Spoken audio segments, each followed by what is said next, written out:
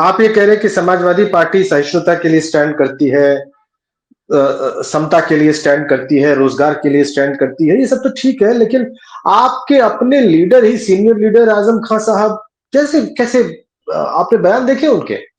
उनको रिसीव करने कोई नहीं गया, उस पर उनकी टिप्पणियां आप देख लीजिए। उनके बारे में खबरें ये आ रही हैं कि वो बहुजन समाज पार्टी ज्वाइन करने वाले हैं।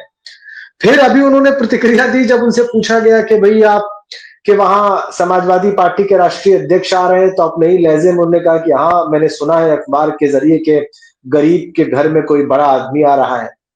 ये क्या चल रहा है मनोज भाई? पहले आप अपना ही घर ठीक कर लीजिए। देखिए, जहां भी घर होते हैं और बर्तन होते हैं तो टकराते रहते हैं, लेकिन सबका बचे रहना बड़ी बात है। और आजम खान साहब हमारे पार्टी के फाउंडर मेंबर हैं, और उन पर हम्म। टिप्पणी तो मैं नहीं कर सकता कुछ भी। और वो समाजवादी पार्टी खुद वो पार्टी है, आप बात समझिए। और राष्ट्रीय अध्यक्ष जी को मैं जानता हूं, मैं इतना उनके संपर्क में रहता हूं कि एक बार नहीं अनेकों बार उनके हर तरह की। लेकिन भारतीय राजनीति में अखिलेश यादव एक ऐसा शख्सियत है जो अपने परोपकारी कार्यों का कभी बाजार नहीं लगाते।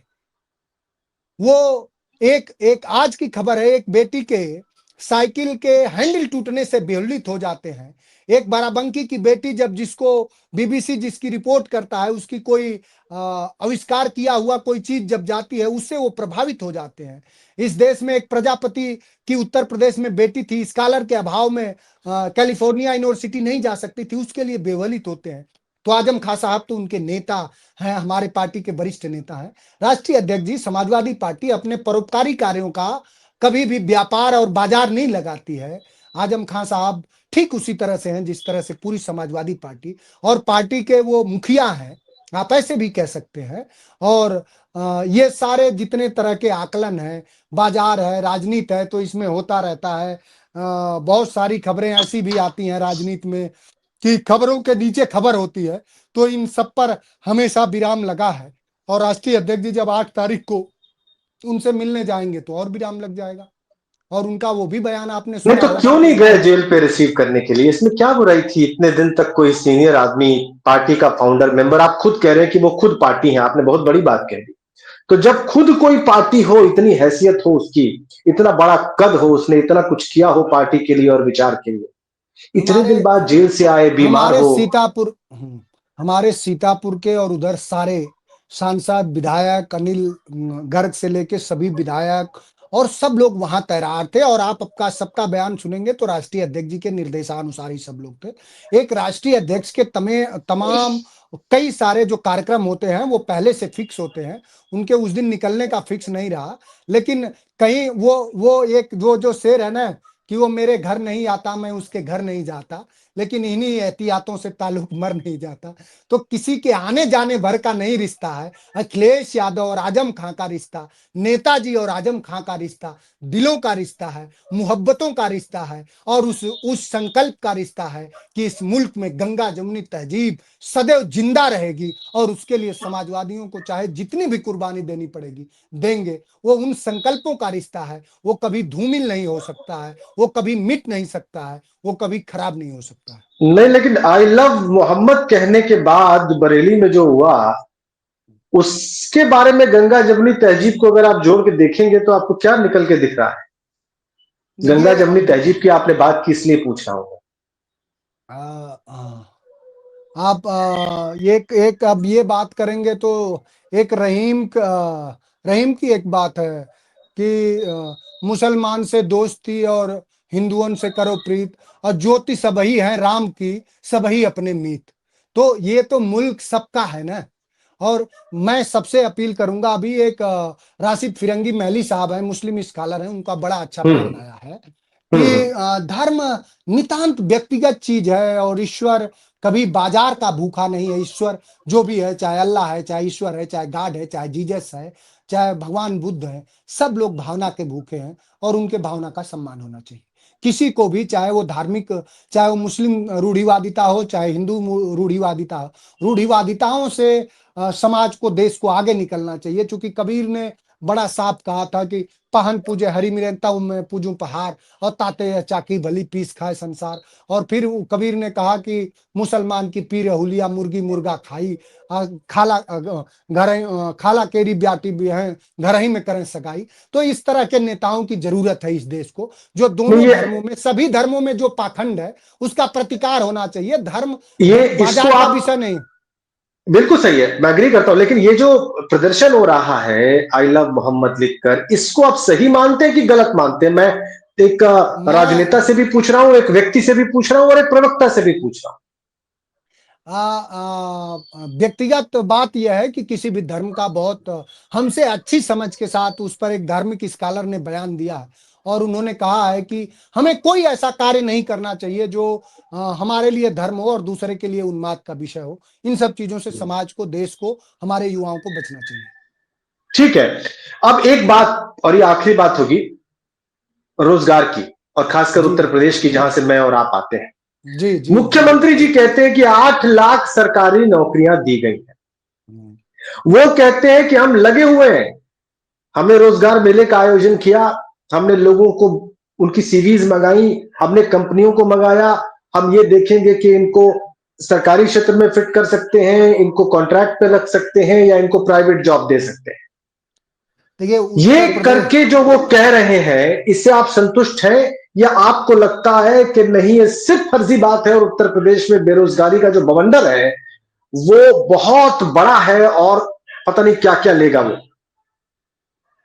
उत्तर प्रदेश में मुख्यमंत्री को कम से कम ये जब बयान देते हैं तो उन्हें अपने गिरेबान में झांकना चाहिए। वो एक मुख्यमंत्री के साथ साथ एक संप्रदाय के और एक मठ के महंत भी हैं, और कम से हम्म। कम मुख्यमंत्री के पद से वो झूठ बोल सकते हैं, लेकिन महंत होने के नाते अगर उनमें संत का और संतता का तनिक मात्र भान भी है तो कम से कम उनको झूठ नहीं बोलना चाहिए। ये बहुत दुर्भाग्यपूर्ण है कि उत्तर प्रदेश के सबसे उन्मादी मुख्यमंत्री हैं। मैं बहुत सोच समझ के ये बात आपको कह रहा हूं, और बहुत जोर दे के कह रहा हूं। वो जो एक बात है कि झूठों ने झूठों से कहा है सच बोलो, और घर के अंदर झूठों की एक मंडी है, दरवाजे पे लिखा हुआ है सच बोलो। अगर वो रोजगार देते तो इसी उत्तर प्रदेश में 30 के 30 पेपर लीक नहीं हो जाते। उनसे मैं पूछूं कि उत्तर प्रदेश अधीनस्थ कर्मचारी चयन आयोग से आपने कितनी भर्तियां करी, उत्तर प्रदेश उच्च शिक्षा चयन बोर्ड से आपने कितनी भर्तियां करी, उत्तर प्रदेश माध्यमिक शिक्षा बोर्ड से आपने कितनी भर्तियां करी।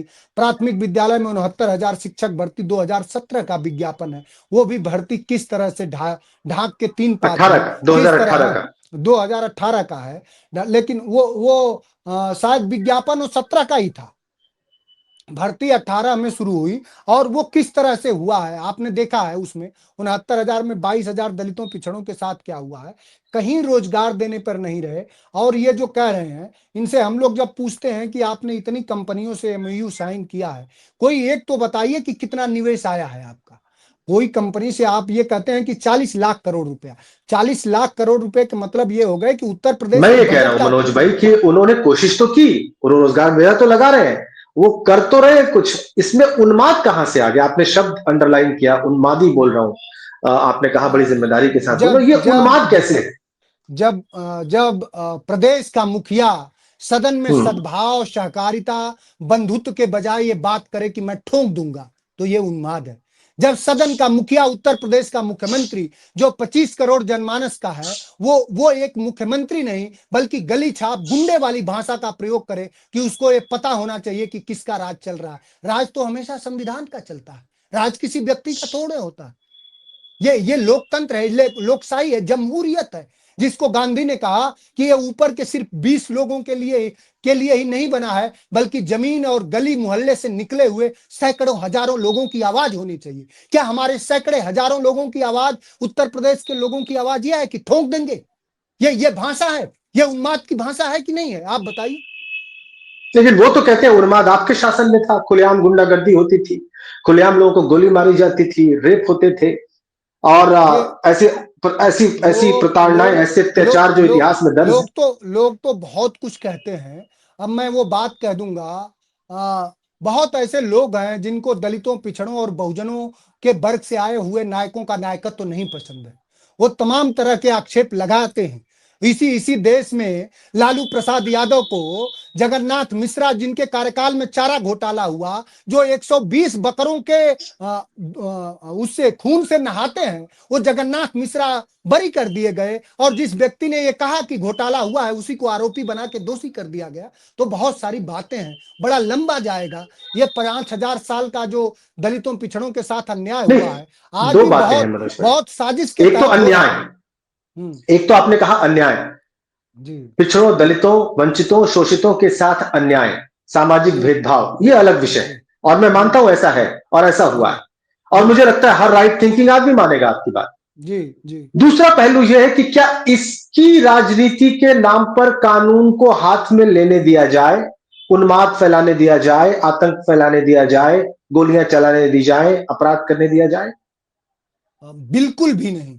हिंसा की तो कोई जगह ही नहीं है इस देश में। इसको इसको पूज्य गांधी ने अपने चंपारण आंदोलन, असहयोग आंदोलन, नमक आंदोलन से साबित कर दिया। 15 में शुरू करके, 17 में शुरू करके और 47 में मुल्क को आजाद करा करके पूज्य गांधी ने साबित करा कि ये देश अहिंसात्मक होकर के सिविल नाफरमानी के तरीके से भी गलत चीजों का प्रतिकार कर सकता है। हम हिंसा के समाजवादी पार्टी कभी पक्षधर नहीं रही।